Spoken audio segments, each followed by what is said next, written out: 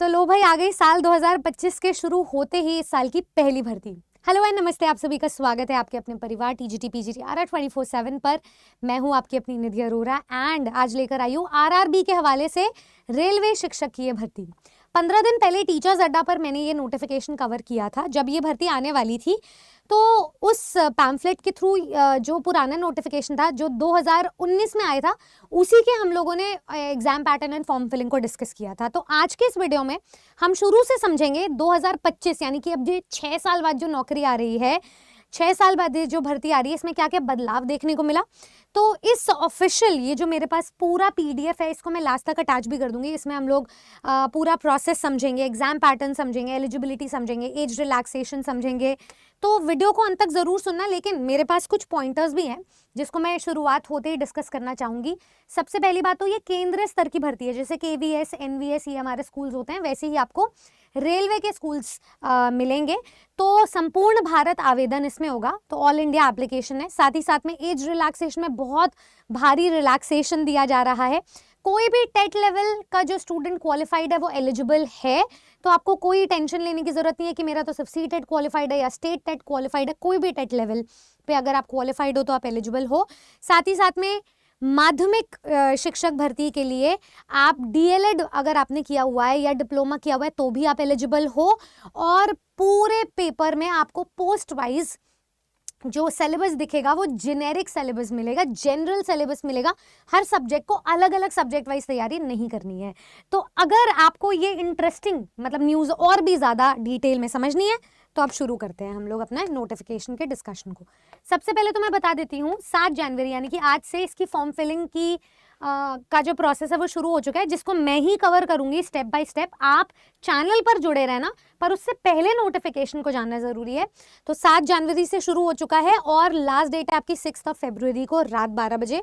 Payment वगैरह आप लोग 7 से 8 फरवरी तक कर सकते हो। और उसके बाद ये जो मॉडिफिकेशन जो करेक्शन वगैरह आपको करना है तो ये 9 फरवरी से आप 18 फरवरी तक कर सकते हो। तो ये आपकी डिटेल रहेगी।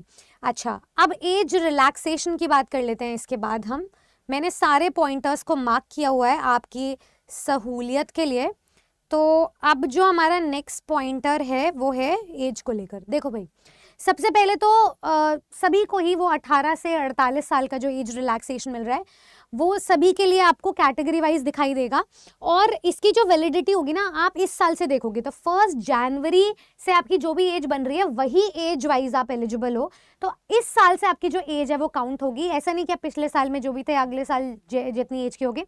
तो इस साल से आपकी जो भी एज बन रही है वहां से आपकी एप्लीकेबिलिटी लागू होगी। तो एज ग्रुप में मैं आपको बता देती हूँ, जैसे SC ST को 5 साल का रिलैक्सेशन प्रोवाइड कर रहे हैं, OBC को 3 साल का रिलैक्सेशन प्रोवाइड किया जा रहा है। तो जो आपको केंद्रीय स्तर पर एज रिलैक्सेशन मिलता है वो लागू होगा। लेकिन ये चीज याद रखिएगा, जो कैटेगरी रिलैक्सेशन है वो सेंट्रल लेवल पर होना चाहिए। अगर आप स्टेट लेवल के OBC हो वो काउंट नहीं होगा, आपका सेंट्रल लेवल पर वो सर्टिफिकेशन होना चाहिए। अच्छा, आगे चलते हैं अब हम। तो ये सारी चीजों को आप लोग देख लीजिएगा। देखो भाई, इसके बाद अब मैं बता देती हूँ फॉर्म की जो फीस है।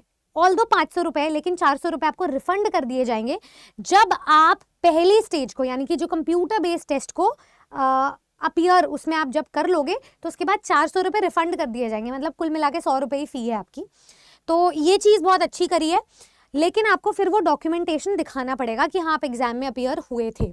लेकिन जो कैटेगरी रिलैक्सेशन है PWBDs को, फीमेल को, ट्रांसजेंडर, एक्स सर्विसमैन कैंडिडेट्स को, या फिर SC ST minority communities EBCs को रिलैक्सेशन मिल रहा है, तो वो आपकी जो फी है वो 250 रुपए बन जाती है। ठीक है, और ये पूरा का पूरा रिफंड कर दिया जाएगा जब आप फर्स्ट स्टेज ऑफ एग्जामिनेशन को पास कर दोगे। तो मोड ऑफ जो पेमेंट रहेगा, ये सारा का सारा जो है फॉर्म फिलिंग में मैं आप लोगों को डिस्कस करके अच्छे से एक्सप्लिसिटली बताऊंगी कि मोड ऑफ पेमेंट क्या क्या है। बैंकिंग है, क्रेडिट डेबिट कार्ड है, UPI है, सब एक्सेप्ट होगा, लेकिन ऑनलाइन मोड होगा, ऑफलाइन नहीं होगा। आप कुछ DD वगैरह भेज नहीं सकते हो कुछ भी। ठीक है, चलिए आगे चलते हैं। अब हम बात कर लेते हैं अब इसके प्रोसेस की कि स्टेप बाय स्टेप कितने प्रोसेस में एग्जामिनेशन कंडक्ट होता है। ठीक है,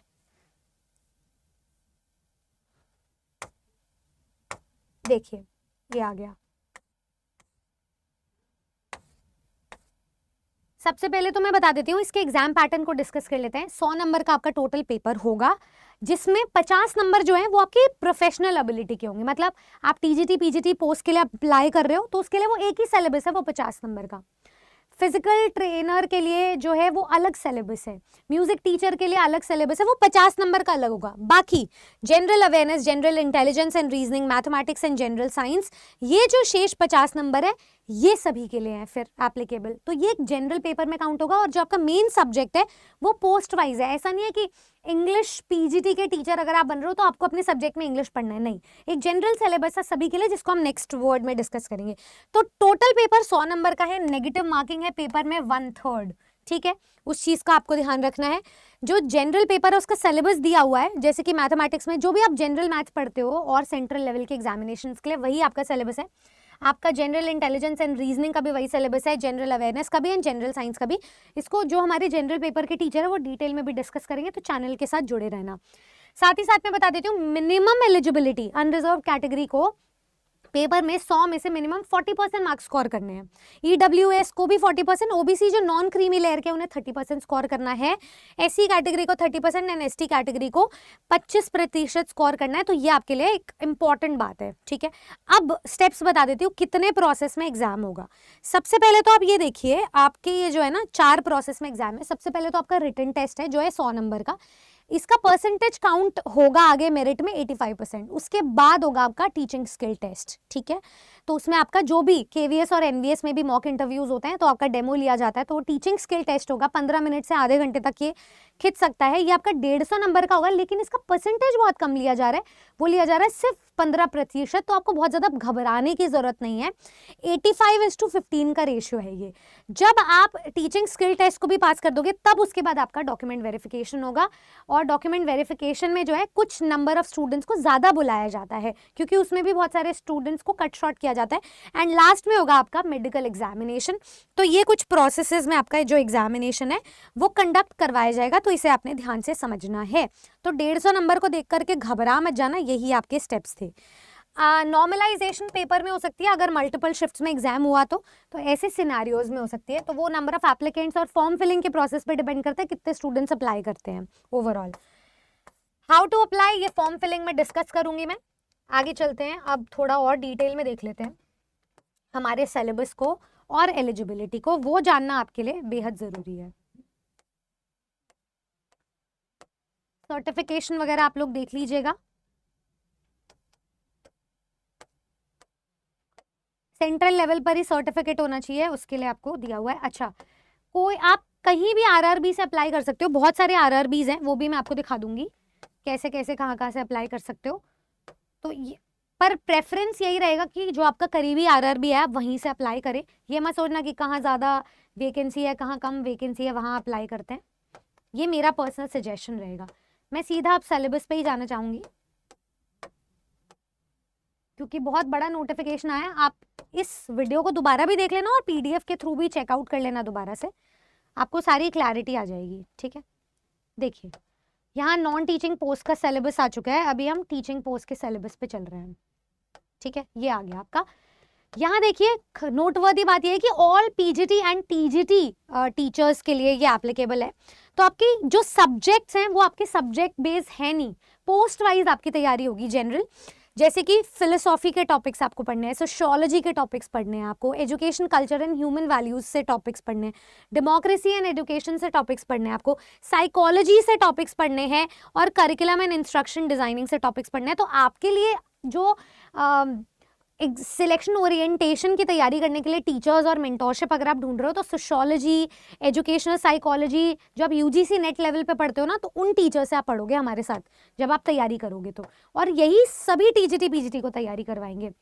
अगर मैं पीटीआई टीचर की बात करूँ तो उसमें जो यूजीसी नेट लेवल तक बॉडी के एनाटॉमी वगैरह पूछी जाती है तो वहाँ से सवाल है, ठीक है। स्पोर्ट्स इंजरीज वगैरह से आपको टॉपिक्स दिए गए हैं, कुछ प्रिंसिपल्स है प्रिवेंशन ऑफ इंजरीज के, रिहैबिलिटेशन के, तो ये सारे कुछ टॉपिक्स हैं। आप इन्हें मतलब हमारे जो सब्जेक्ट टीचर्स है वो डिटेल में डिस्कस करेंगे। फिर आ जाता है असिस्टेंट टीचर। असिस्टेंट टीचर कह लो या प्राइमरी टीचर कह लो, उसमें आपका जो सीडीपी वाले टीचर है वो आपको पढ़ाएंगे जो आप टेट लेवल पे पढ़ते थे, educational psychology, educational technology and teaching learning processes. तो ये आपका सीडीपी लेवल से हो जाएगा, इनके टॉपिक्स जेनेरिक होते हैं। जिसको आप आराम से पढ़ सकते हो CDP के टीचर से। म्यूजिक में फिर अलग से आपका जो है एक सिलेबस बनता है, उसको भी एक बार आप देख लीजिएगा। फिर लैब असिस्टेंट आ जाता है, इसमें फिजिक्स केमिस्ट्री बायो आप सब कुछ पढ़ते हो ओवरऑल, ठीक है। आगे चलते हैं, अब हम इन सभी के टॉपिक्स को एक बार आप लोग देख लीजिएगा। फिर आ जाता है आपका प्राइमरी का टीचर। प्राइमरी के टीचर में अगेन वही है, अंडरस्टैंडिंग ऑफ लर्नर, ये CDP के सारे टॉपिक्स है। टीचिंग लर्निंग प्रोसेस क्या क्या होता है करिकुलम डिजाइनिंग में, क्लासरूम में, NEP में, तो वो सारी चीज़ें आ गई हैं आपकी। बात कर लेते हैं अब हम इनके नंबर ऑफ वैकेंसीज की, ठीक है, और उसकी एलिजिबिलिटी की। मैं आपको कुछ बेसिक एलिजिबिलिटी बता देना चाहूँगी, मेरे जितने भी स्टूडेंट्स हैं यहाँ से आपकी एलिजिबिलिटी स्टार्ट हो रही है।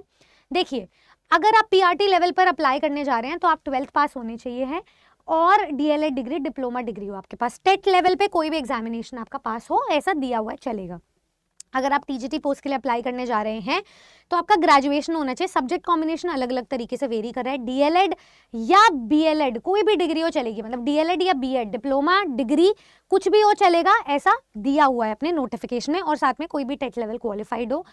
उसके बाद है PGT में टेट लेवल को नहीं मेंशन किया गया, लेकिन आपकी मास्टर्स डिग्री के साथ B.Ed डिग्री होनी चाहिए। तो यहाँ देखिए, जैसे अगर आप PGT कॉमर्स के टीचर बनना चाहते हैं तो मेल फीमेल दोनों के लिए आपका जो मास्टर्स है वो कॉमर्स में होना चाहिए। आपका MCOM अप्लाइड नहीं हो सकता। अगर आपने बिजनेस इकोनॉमिक्स में किया हुआ तो भी आप एलिजिबल नहीं हो, तो मास्टर्स हो कॉमर्स में, वो चीज़ आप ध्यान रखिएगा। B.Ed या इक्विवेलेंट डिग्री हो, और साथ ही साथ में हर सब्जेक्ट में आपको ये इंपॉर्टेंट बात मिलेगी, आपकी प्रोफिशिएंसी, क्योंकि ये केंद्र स्तर पर एग्जाम हो रहा है तो दोनों ही भाषाओं में होनी चाहिए, हिंदी एंड इंग्लिश। दूसरी इंपॉर्टेंट बात यह कि आपके पास कंप्यूटर एप्लीकेशंस की नॉलेज होनी चाहिए, जो KVS भी अपने रिक्रूटमेंट में एक्सटेंसिवली मेंशन करके रखता है, ठीक है। तो ये सब चीज़ों का आप ध्यान रखोगे। तो कौन कौन से पोस्ट आ जाते हैं, अगर PGT टीचर हिंदी के बनना चाहते हो तो आपके पास मास्टर्स अगर हिंदी में है तो चलेगा।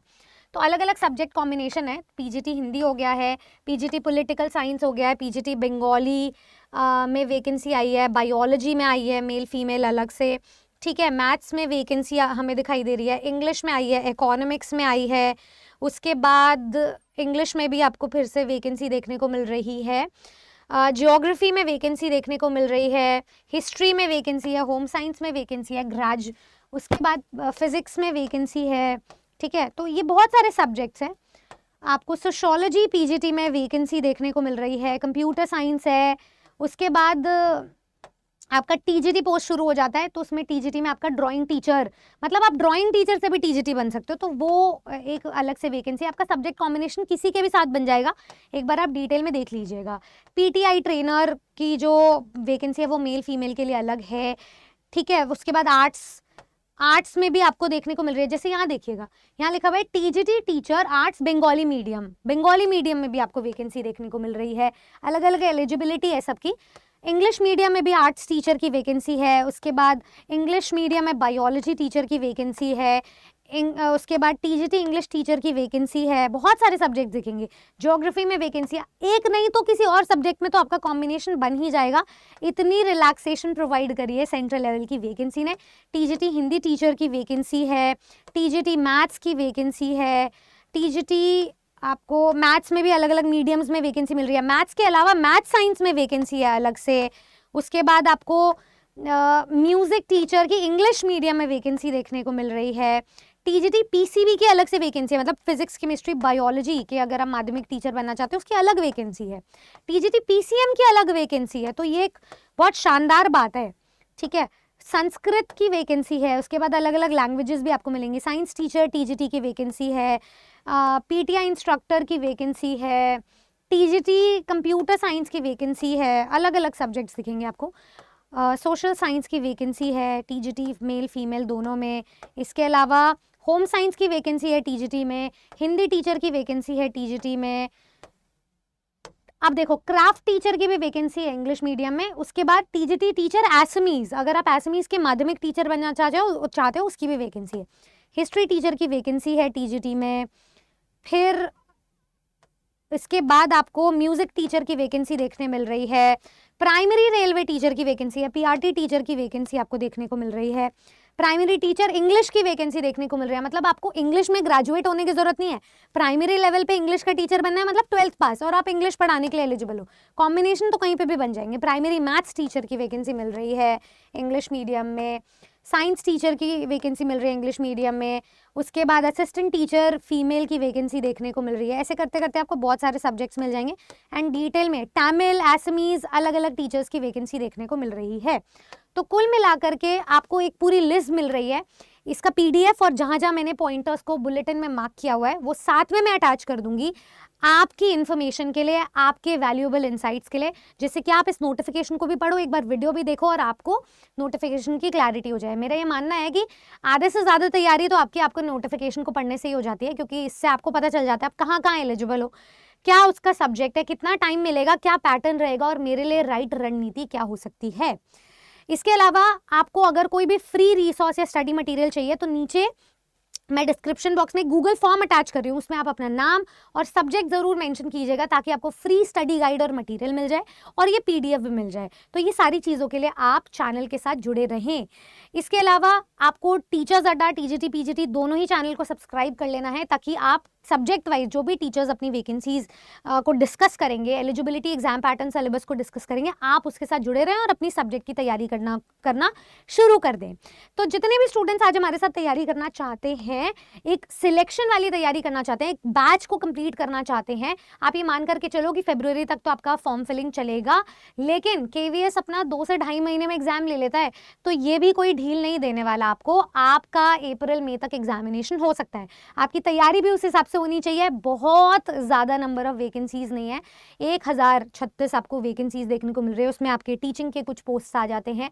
आपको मेक श्योर करना है कि आपकी एक सीट पक्की हो जाए, तो आप केवीएस या एनवीएस की रणनीति बना करके सही तैयारी कर सकते हो। और सही तैयारी के लिए हमारे पास आपके लिए मल्टीपल वो सोल्यूशन का एक सोल्यूशन है, एक फीस में तैयारी करने का एक उपाय है, वो है टीचिंग का महापैक। टीचिंग का महापैक इंश्योर करता है आप कैसे एक फीस से मल्टीपल एग्जामिनेशन की तैयारी कर सकते हो। ये आपको 12 महीने के लिए आज मिल रहा है। किसी भी एक बैच में जुड़ने के लिए आप ये डिस्काउंटेड कूपन कोड यूज कर सकते हैं Y449, और टीचिंग का महापैक है तो आप हर एग्जाम की तैयारी इस बैच में कर सकते हो। काफी कॉस्ट इफेक्टिव है। आप चाहो तो अपने एग्जामिनेशन के लिए पर्सनल काउंसलर से सजेशन ले सकते हो, जो आपको मिलेंगे नीचे दिए गए नंबर पे, जो मैं अभी अटैच कर देती हूँ आपकी सहूलियत के लिए। ठीक है, बस मुझे 1 सेकंड का टाइम देना। ये देखो नीचे दिए गए नंबर पे आप जल्दी से रीच आउट करें, जिससे कि आप अपने गाइडेंस को कस्टमाइज्ड रूप में सॉल्व कर सके और आपके लिए राइट फिट प्रिपरेशन क्या है वो आपको पता चल सके। कैसी लगी आपको ये वीडियो, मुझे अपनी राय जरूर बताइएगा कमेंट सेक्शन में, एंड सब्सक्राइब करें हमारे चैनल टीजीटी पीजीटी को। इसके अलावा आपकी कोई भी क्वेरी हो please put it down in the comment section, ताकि मैं FAQ राउंड के थ्रू आपके सारे डाउट्स को क्लियर कर सकूं।